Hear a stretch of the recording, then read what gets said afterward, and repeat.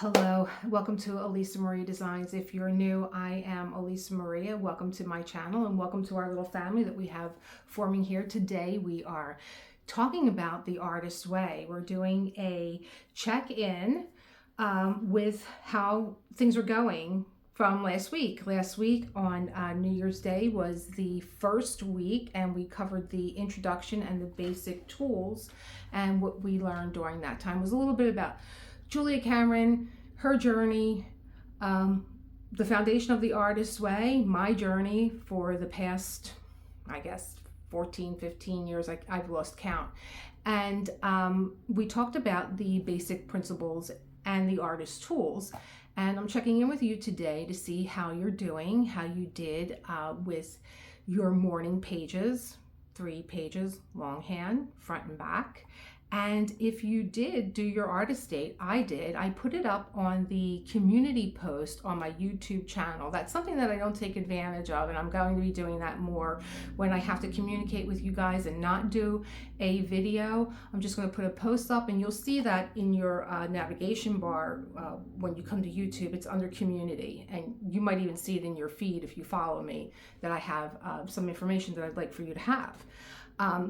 Some other information before I get to the meat of this topic today is that YouTube has let me know that I can go live. Now, I tried to do this when I was a new YouTuber 8 months ago. I wanted to have a live chat so bad for my diamond painting, and I didn't meet the qualifications. And apparently now I do. So I'm going to use that as a platform to communicate with you guys in like real time. We'll settle on a time that's good, that I could actually have you be commenting and I can answer you back in real time, and I'm very excited about that.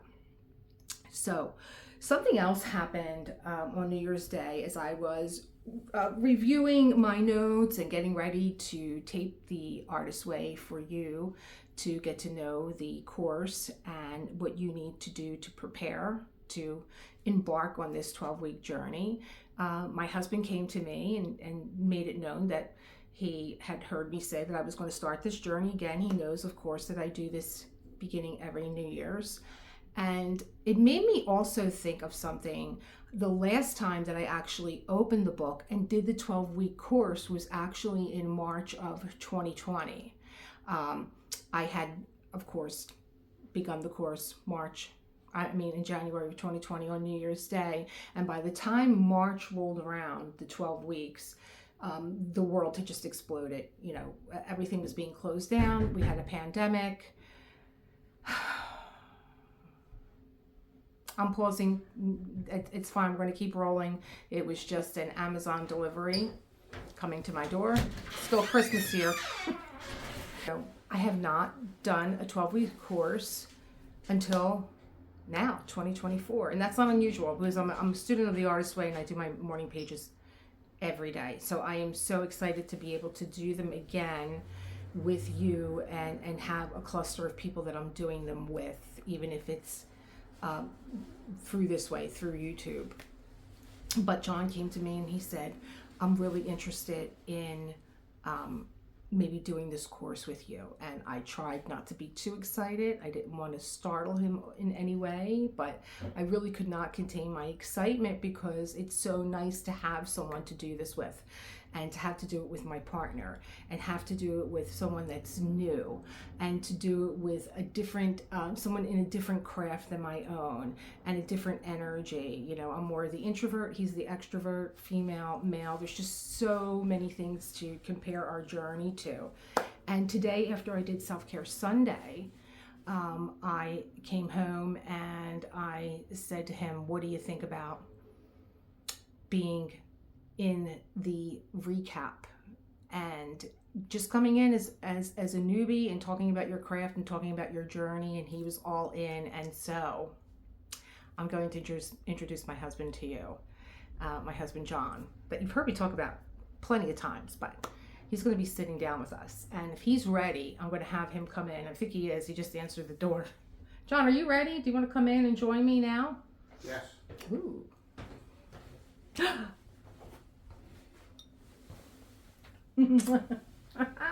Come in, sit down, say hello. Are we in the shot? Hello. Both of us? I think we are. Congratulations. Thank you. You've completed 1 week of The Artist Way.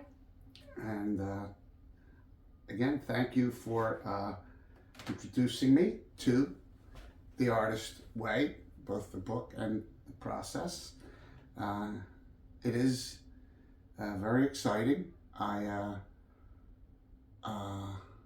Let's sip this. Okay. Go ahead. I'm You very. get your thoughts together. I'm very excited about the program. The particularly the morning pages is something that is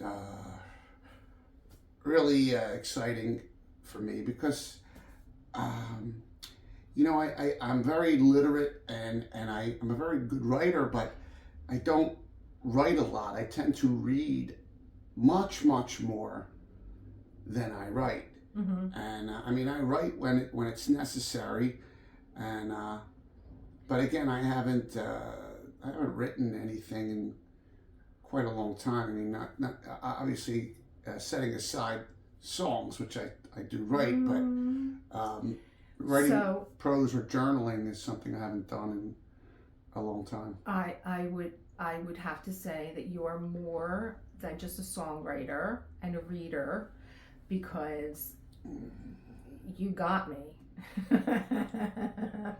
by all the lovely letters that you wrote to me.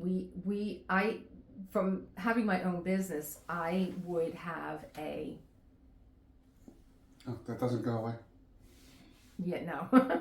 I would have a composition book for my employees so that the morning shift can communicate with the evening shift. And John, when we first started dating, I went everywhere with my journal, and he would make dinner, right? And he would say to me, I know you love to go sit outside and write, and you would light me a fire, and I would be outside with my cigarettes. Back then, I was lighting fires with wood. We have since graduated to a propane. We built our own fireplace. Thing. Remember Yes. that? In the ice cold. Oh my God. The metal housing. The globe. It looked like Atlas. The globe. We used to actually put wood in, and I used to have to start the fire with kindling and stuff. We burnt everything. We graduated and upgraded to the technological feat of propane gas, which obviously the one benefit is just your clothes don't stink like burnt wood. But you would light a fire for me, and I would go outside and write. And I remember when we first started dating early on, I happened to look over at the kitchen, and I saw you looking through the window, and you were like, and you told me what you were thinking. You were like, this one's different. Oh, for sure. For sure. Well, I mean, this one's different. She's outside writing after eating dinner. You've told me from the beginning that not only is writing and journaling. We have a visitor. Foofy's well known here. Not only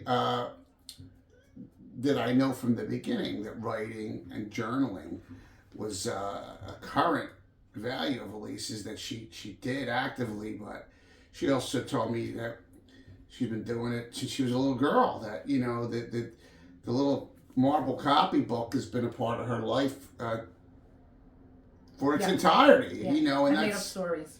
That's something that I found deeply romantic and deeply attractive as a fellow literate.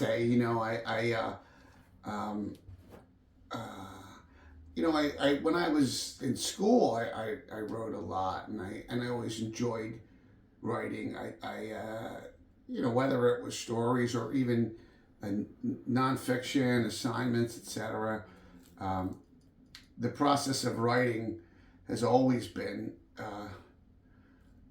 something that I've loved. I mean, again, I've been a voracious reader since I was a little boy, and obviously reading and writing are just two sides of the same coin. So yeah.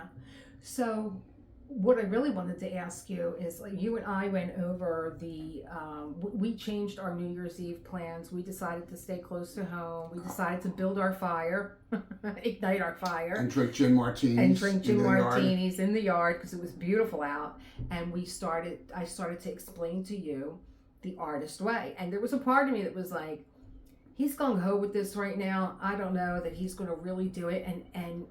But there was this other part of me always, when you would come to me and you would say, I'm kind of stuck on this, or I would love to write this, or I would love to write a line that had a hook to it. And I would just think, the artist way, the artist way, the artist way. You have to, because you are very ambitious and you always have a lot on your plate that you want to accomplish in a day. And so it's like, I want to get up, I want to run to 9th Street, I want to go get food to cook, I want to stop at Sarcone's, I want to go get coffee, I want to go and practice, I want to make that, and it's just like, it's this flow thinking of all these ideas. And I knew that if you just wrote in the morning, and there were a few times in our relationship that you did say to me, I bought a book and I started to write and I felt so much better. Yeah. My reach has always exceeded my grasp. I've always been extremely ambitious, and it's a blessing and a curse in that, there's not enough hours in the day to accomplish all the things that my powerful ambition wants to drive me to do. And one of the things that I admire very much about Elisa is she gets up every single day and begins her day by writing. And I really admire the dedication and the commitment.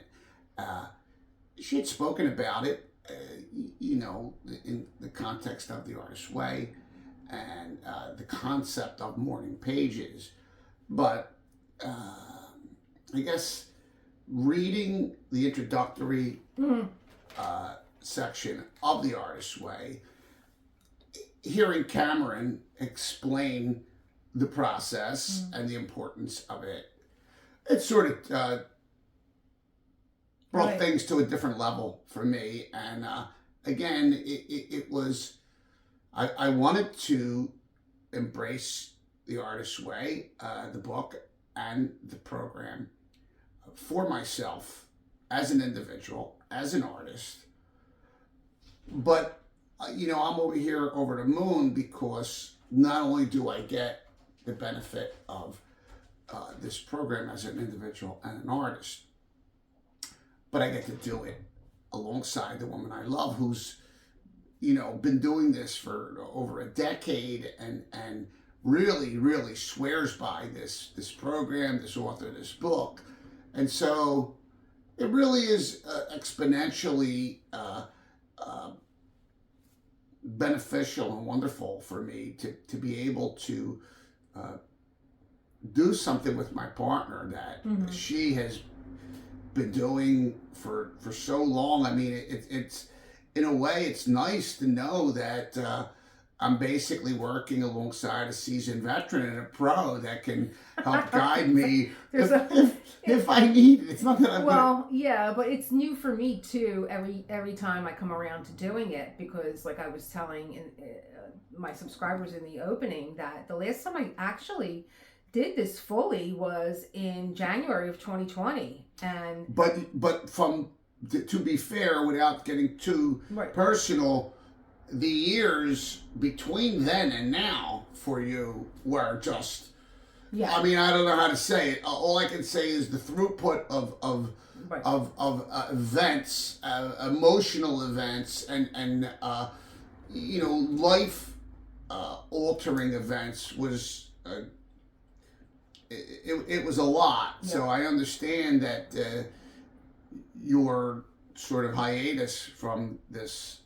Yeah, it's program. true. And the other thing that came up for me in my writing, and that I know about myself through the years, is when I am going through highly emotional times, that I find it very difficult to write. Everything kind of gets stuck in me. You could see it in my face. It's stuck in my face. I just need to be alone. I need to process on my own. And it's very difficult for me to be able to write about the things that I have going on and read them. But isn't the artist's way essentially about unblocking It is. that which It is preventing you from expressing It yourself. is, and it's not just the medium of the artist way. It's also when I am teaching or practicing yoga. I find it very hard to bring things to the surface because I think I just have this fear of falling apart and not being able to climb back out. Interestingly enough, that is an area that Elisa and I actually couldn't be further apart. When I am very emotional, when I am really sad, depressed, or really angry, or whatever, that's usually a fertile period for me, and I'm usually able to write and create from those states. You know, I've written some really good songs that basically the inspiration, the ideas, and the output came during periods when I was experiencing emotions fairly intensely. And my bad, I didn't even introduce what it is that you do. I just take for granted that everybody here knows me and I know you, and you all know what my husband does. But he's a singer, he's a songwriter. I think that you're Performer, entertainer, very charismatic, MC, Well, DJ. Well, I mean, I think that, video producer. I mean, I'm a multi-instrumentalist. I play guitar and I play piano and I write songs on both instruments, and but I'm on the cusp of ending my career, my professional career with the United States Postal Service as a parcel post driver, and so I'm currently working very hard to craft a solo acoustic show that I intend to perform after I retire. So, again, it's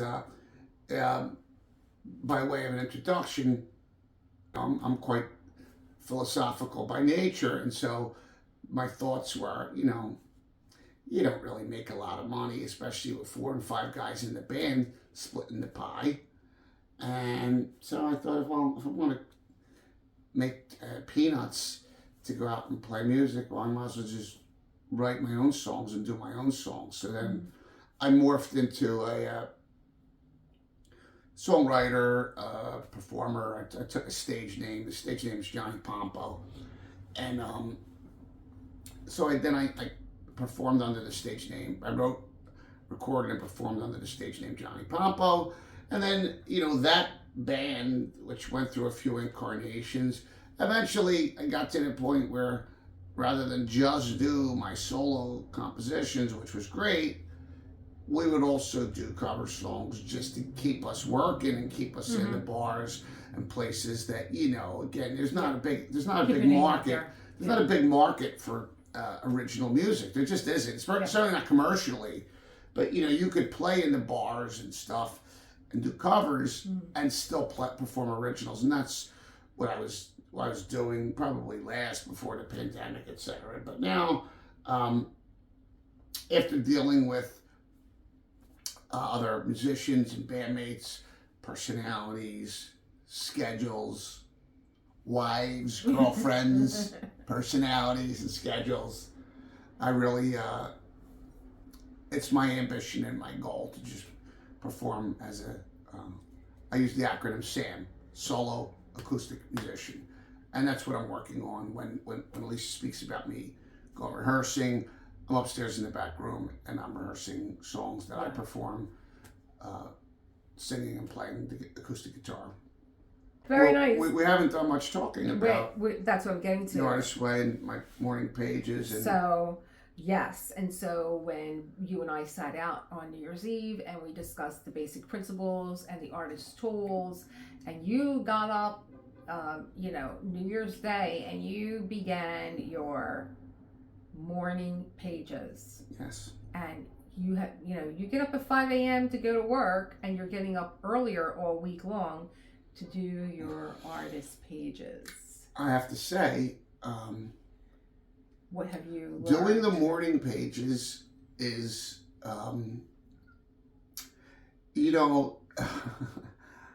very honest and I'm very authentic, so I have to say, there is an element of, I don't want to use the word dread because that's definitely not it, but it's maybe duty. Maybe where I feel, I have to do this. That's unusual. And I don't like that. Yep. I don't like having to do little things. brats, so. No, I mean, listen, I'm about to retire from my job of 25 plus years, 26 years, and I don't like getting up to go to work because it's a duty, and I don't like. For as long as I'm doing the artist way, and I know the reward that I'm going to get every day, I still sit down. I'm like, then that's not an obligation or a duty. To my way of thinking, that is a choice one makes where you say, I would like to have this effect. And in order for me to enjoy this benefit, this value, this effect, I must create the cause of that effect. That's what my channel is and about. That's it. Creating. So, I got up every day. The first day that I got up was New Year's Day, but no, it would have been the second because I didn't work on the first. I realized I got to get up earlier because just to let you in on some of the boring details, Elisa uses a marble copybook, and I use a different pad or paper, whatever, and so hers, that one there, is shorter and less wide than what I'm using. Yes, you are using a spiral-bound, college-ruled notebook. And Elisa writes very beautifully in cursive, flowing longhand, and I don't. When I have to write something like this, I revert it back to printing very, very small print because I'm a long-winded person. I talk a lot. Flow talker. I'm a deep thinker, and so when I write a lot. So I already went into this knowing that I better reduce the size of my print because the way Elisa explained it to me and Julia Cameron's Artist Way, it's supposed to be 20 minutes. Or it's supposed to be 3 pages. You're getting hooked up on that 20 minutes. It takes me 20 minutes to write 3 pages. Oh, yeah, because her 3 pages are not the 3 pages I write. And here's where I'm going to say that I am writing stream of conscious.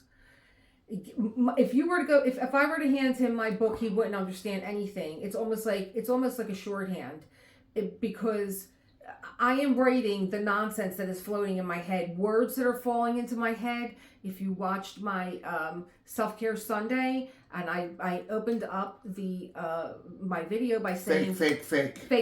This word kept hitting me, and I get energy like that. I get words that come at me. I don't know what they mean. They come at me in clusters, and I'll just write it out. Fake. What does this mean? Why am I getting this word? Blah, blah, blah. It's what I am actually thinking about and that I am writing without being too much into still being like, oh, did I put the laundry in? I got to go downstairs and I'll get the laundry. It's still like removing all these, what I call taking the trash out, removing all these obstacles. And then by the time I'm on the second page, it's like I'm down into some kind of flow writing that's happening, and everything is starting to come together. These words that didn't make sense, they're like little magnets moving across the page. Everything begins to make sense. I have a breakthrough. I want to turn on the video camera. I want to start recording, and I wait. And I think yesterday, with not feeling well and feeling so anxious and everything else, and I had said to John, I don't think I'm going to do Self-Care Sunday. And he's like, well, that's what self-care is about. If you don't feel good, then don't do it. And I told you I was philosophical. Yeah. And then I got up I went to bed at 8 p.m. on a Saturday night, and I'm like, I'm going to bed now. You were watching a movie. So I want to get up and watch Saturday Night Live. And I got up at 12:30, and I started to really think about Self-Care Sunday and what I wanted to talk about, and still it wasn't gelling. And I watched a video that I was meant to see before I did this video, and then I was ready. It's interesting too about your discussing your creative process. Your creative process, but I was going to speak about your morning pages and how they're you're saying almost exclusively stream of conscious. It is. And the truth is, that's another difference between us. I really want to write stream of conscious for my morning pages because I kind of sort of get that that's what it's supposed to be about. But I want to circle back to one of the things I recall Cameron speaking about in the introduction, which is that the logic brain and the artist brain are two different animals. And your stream of consciousness calls to mind for me how Cameron speaks about that.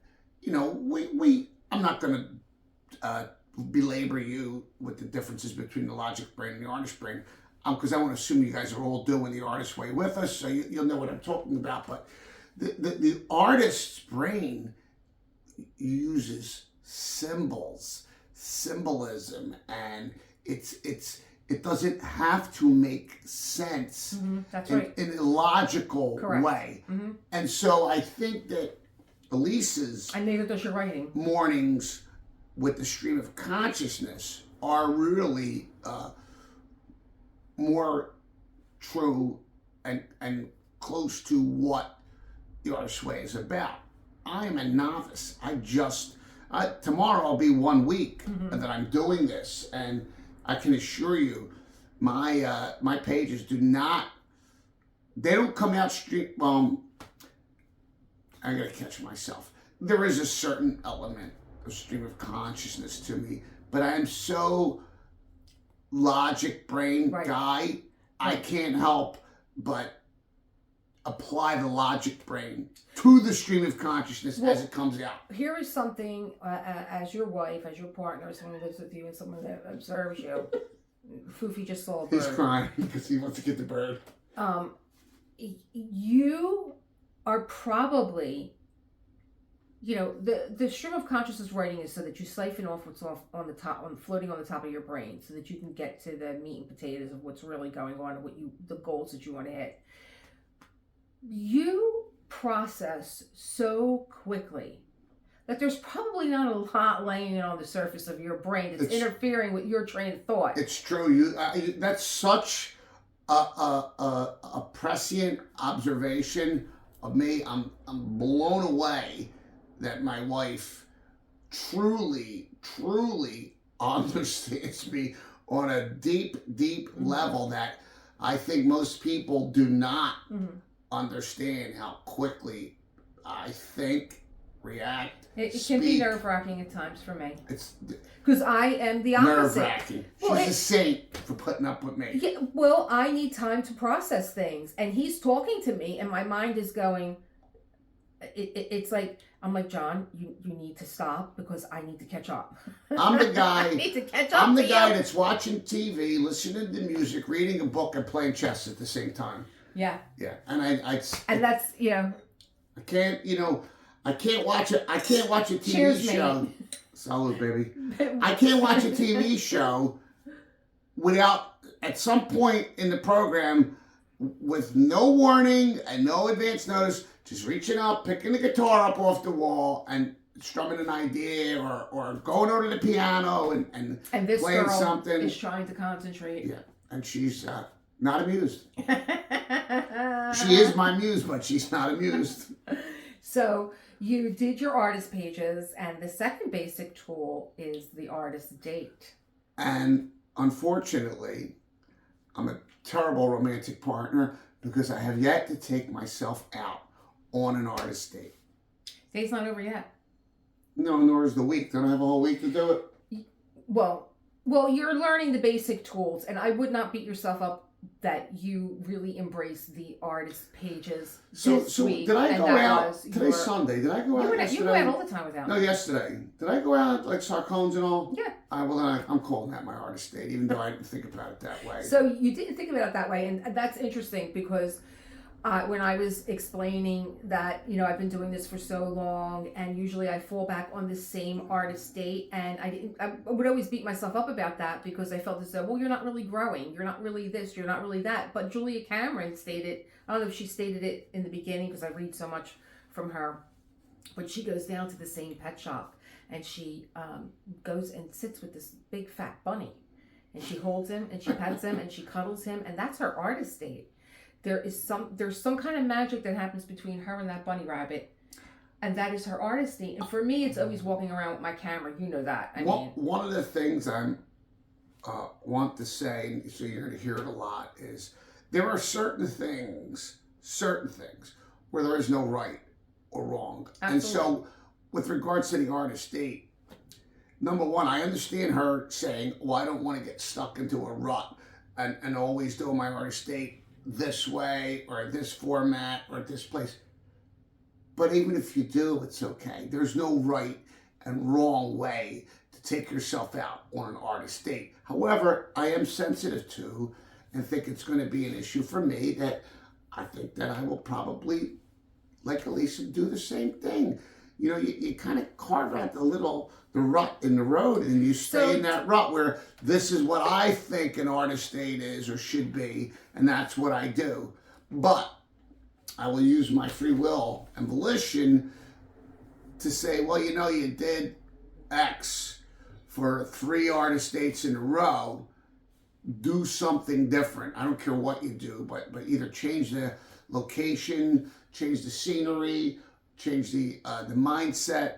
But I think I will probably successfully poke myself to push and to grow and not get stuck into the rut. And it was so nice today to do my self-care Sunday where I actually put some movement into, you know, the recording, which, you know, we know that we have to eat right and take care of ourselves and you know, have some movement in our lives to go out and walk around in my neighborhood and actually speak to you guys for self-care.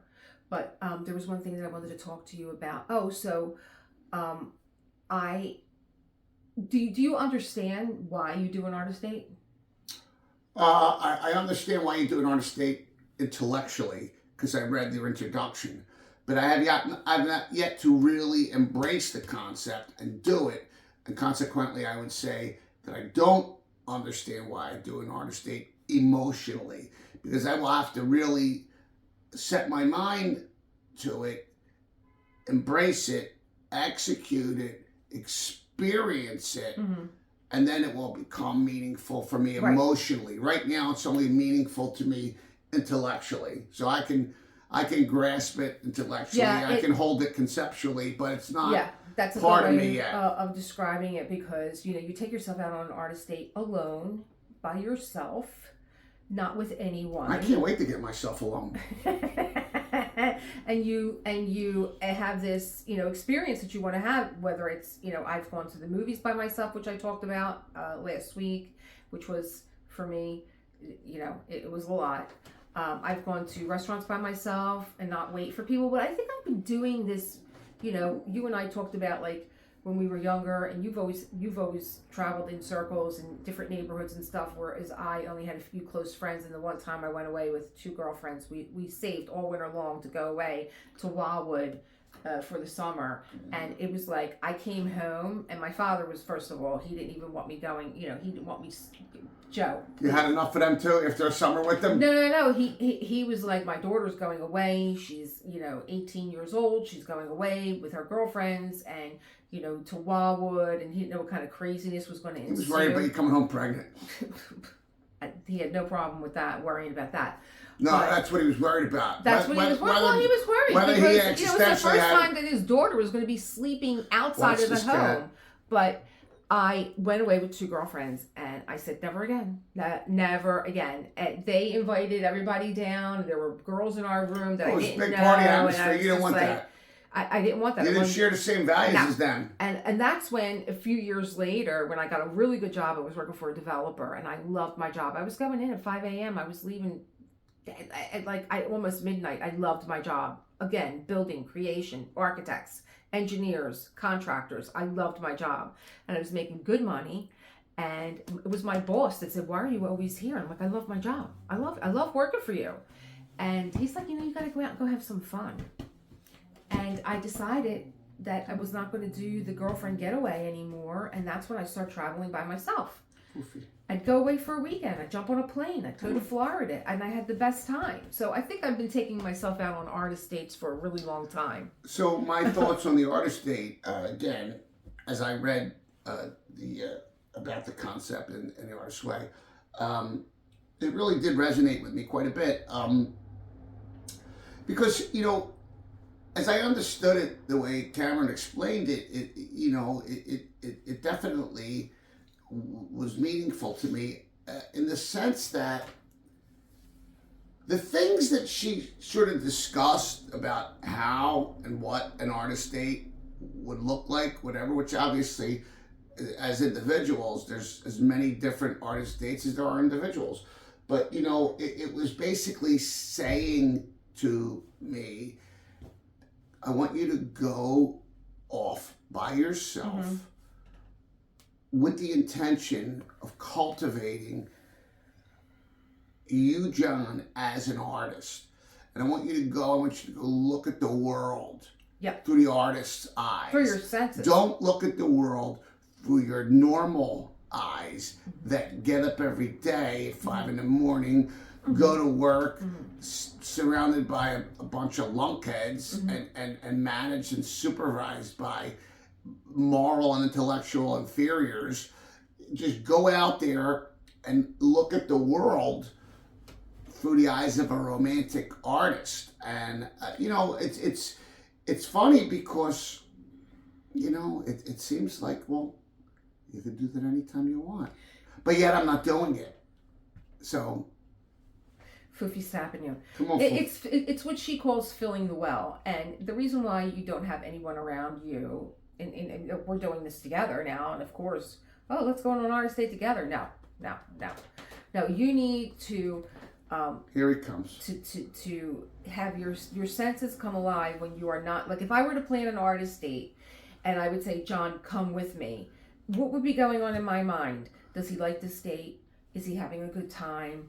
He's talking to me about things that maybe I'm seeing. Yeah, your logic brain is going to take over, right. And the artist way and the artist date is about taking the logic brain and saying, go sit down on the bench. Artist brain, you're in the game. Get in there. Yeah, absolutely. And it's a terrific way for us as humans to think about, absorb our world around us. To think about these things. Again, obviously, there are not two brains. The logic brain and the artist brain. Yeah. That's an abstraction. You're whole. Right. Humans, you're not a mind or a soul and a body. No. You're the sum of those things. And those things cannot be disintegrated or separated. They can be separated and disintegrated epistemologically so you can think about them, but not metaphysically. You are absolutely a composite. You're the sum of all your life experiences from when you were a young boy or girl and to right up to the age you are now. And also, you can't split your mind and your body, and you can't split your mind into logic and artist. These are only tools of thinking and grasping and comprehending. They're not actual metaphysical things, Well, I think that when I look at your mind, you really are a balance of logic and artist. Absolutely. I wish. No, you absolutely are. I tend to look at things very creatively, airy-fairy at times, and I'm a little bit out there, and you gotta throw a line at me and pull me back down to the ground all the time. But that's because I'm predominantly logic brain. I don't agree with you that I'm the balance of art and logic. I think I'm way too much logic. Really? Absolutely. Really? And I, the one thing when we got together, I mean, my husband's such a romantic. He read to me the books that he's loved that are on his bookshelves from when he was a kid. And the one book that you read to me, that the first book The first book that you read to me was If you're thinking of Missing Persons No, and Flowers for Algernon, Flowers for Algernon. they're both in the same short stories of suspense. Okay, well, Flowers for Algernon was the first book that you read to me, and then you read Flowers to for me Algernon was Daniel Keyes. we were just dating. I was just like, Missing Persons is get Jack involved with Finney. There this. too. I was like, no, we'll go out and date and stuff. Wow. When we first started dating, because I had known you I knew his track record. I don't know what that means. This one. And I was like... Other than the fact that I was single for 57 years. You were single. Till I asked her to marry me. You were single, but here's the way my relationship with John went. I would go see him at a show. And I would be like, hey, Johnny, how are you? It was always so exciting to see Johnny because he's so charismatic and he's got all this energy and he greets you with this big hug and he always smelled so good. You always smelled so good. There's a picture of me and somebody took it and I was just like, nestled in my neck, smelling inhaling. It was like, oh this my is God. A full 10 years or more before we ever got involved and got married. And this is the way it would go. Hi, John. Hi, Lisa. Thank you for coming out. It's always so good to see you. And then this shiny thing would walk by, and that would be it. He would be like, oh, so it was nice of you coming out. I'll talk to you later. And you would run off. It's not entirely true. Yes, it is. Well, I'll have to get a few of my girlfriends here. Some of our mutual friends that I've explained to my wife that it wasn't the other shiny thing was pulling my attention. It was I was attracted to her, and she was married, and I was raised Catholic, and forget Catholicism, I have my own morality, and I don't mess with good Satanic girls that are married. So I had to move away from her because she was forbidden fruit and I wasn't going to indulge. And believe me, when I say I wasn't going to indulge, what I mean is I knew that if I wanted to, I would be successful. No, you wouldn't have. So this was the misconception that I had about him. Absolutely misconception, because when you and I finally got real about, I was having, I was MIA for a while, and you were passing my neighborhood, and you decided to come and ring the doorbell. No, you missed the mail truck when I beeped the horn and waved at you. Oh, okay. I was outside, and I was literally, I was set to go into a casino with a restaurant, and everything was falling apart. And I had walked away, and now they were targeting my son, who had nothing to do with their decision and my decision to walk away. And they were now going to target my son and target his license, and I was flipping out on the phone. And as I was talking to whoever it was at this casino, I saw a mail truck. And it's a joke within all our friends that when you see a mail truck, do you think it's John?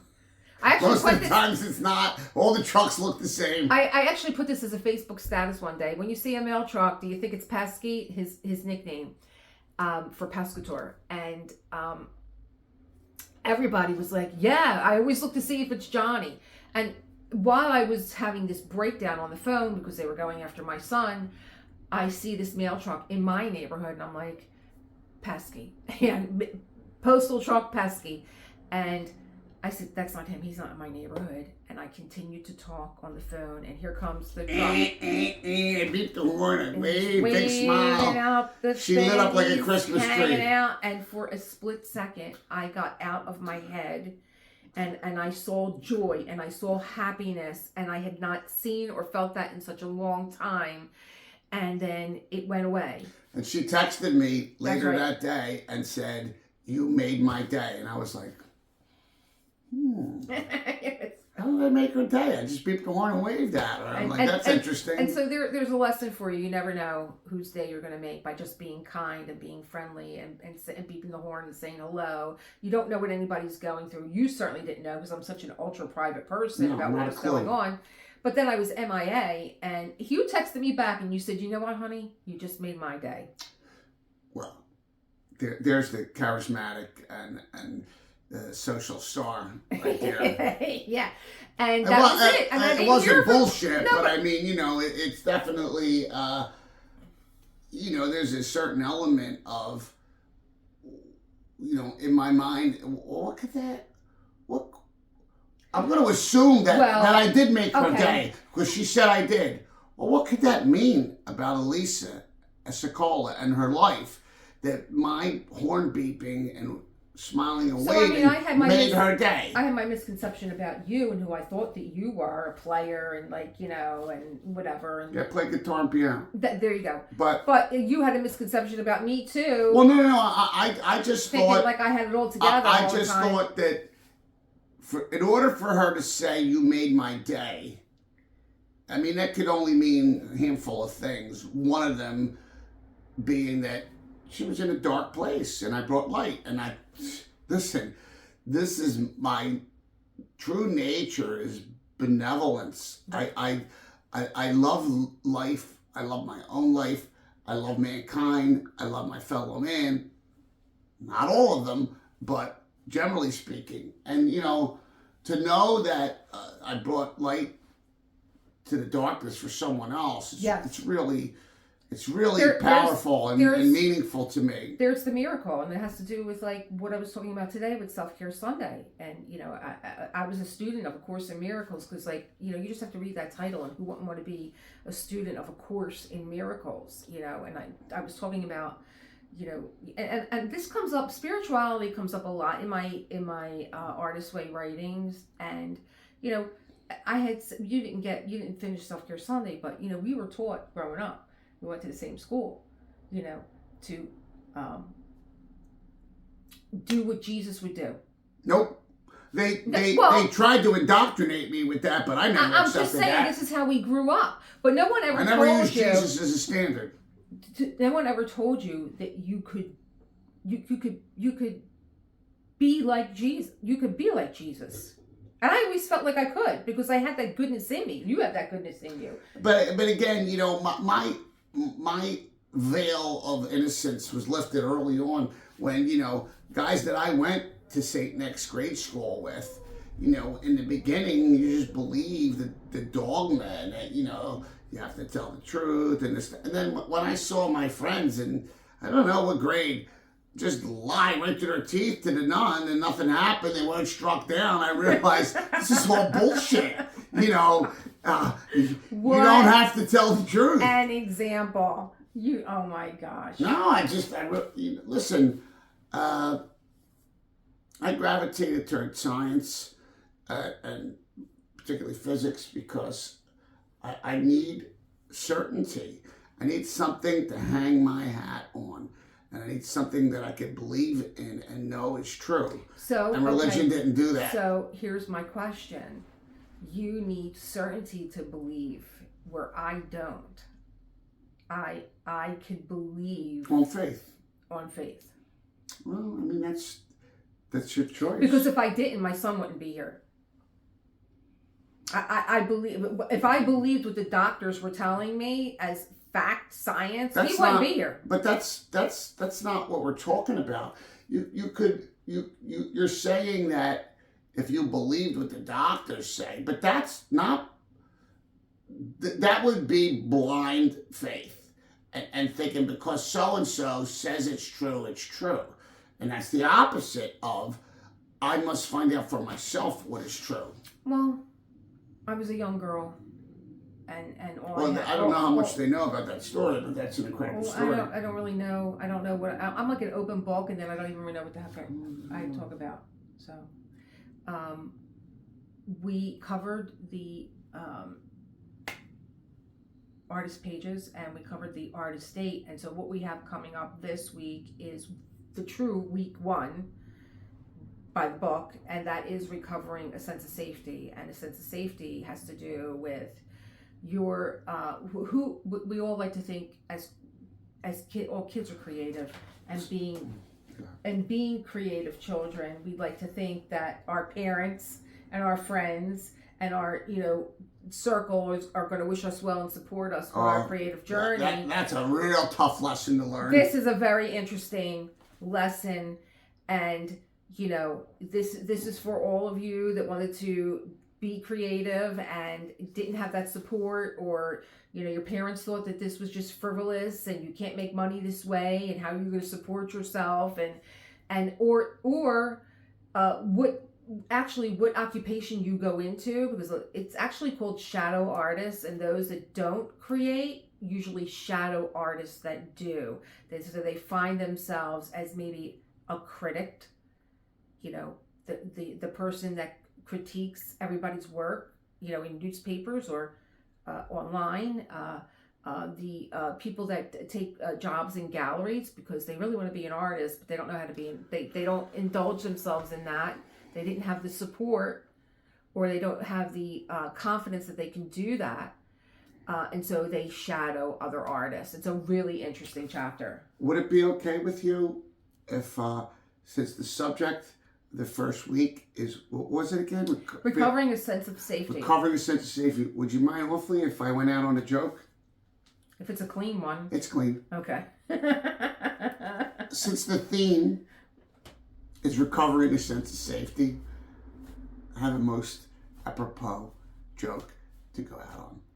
So, there's a state trooper driving down the highway, and there's a car speeding in front of him. He puts his lights on, pulls the car over, and there's a little old lady in the car.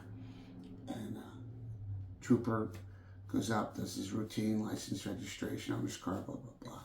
And he says to the old lady, just as a matter of, normal practice, "Ma'am, do you have any weapons on you?" And the old lady says, "Well, yeah, as a matter of fact, officer, I do." And she says, he goes, "Well, what do you have on you?" She said, "Well, I have a 38 in an ankle holster on my right ankle." Okay, and she says, "I also have a 9mm under my left armpit in a shoulder holster. She's packing. And I have a .357 Magnum in the glove compartment." And the cop says, "Lady, what the hell are you afraid of?" She said, "Absolutely nothing." It was nice to meet you all. Thank you. Thank you. Mwah. Now you're off to what? Cook? No, I'm cooking today. What do you think? I'm cooking. So, John is gone, and Foofy is taking his place. He was literally going nuts while we were filming, and I thought, this cat, the worst thing that I did was give him catnip fever treats before I decided to start filming, because he's going to just crash into this little table that I have in my foyer today and knock the wine or the camera over. That was such an interesting discussion. It just flew by, and I'm so grateful that I have someone that is in my life that shares this with me, and that he's, like I said, he's a different craft than my own, and that he's a different energy than my own, and that he's a newbie here. So this is he's doing this along with us, and if you've done it before, then maybe you and I can relate to some of the same things. And if it's new to you and you have questions, maybe John has raised them and maybe I answered them. I actually put this little timepiece here, and I thought it was about an hour that it would be done, but nope. And now the boy is inspired and he's on the piano. So you should have went out with the piano, and we are going to go out with the piano. So I hope you're having a great Sunday, and we'll get to next week, recovering a sense of safety next Monday, and create that world that you want to live in. I'm so happy to have you here. Be well.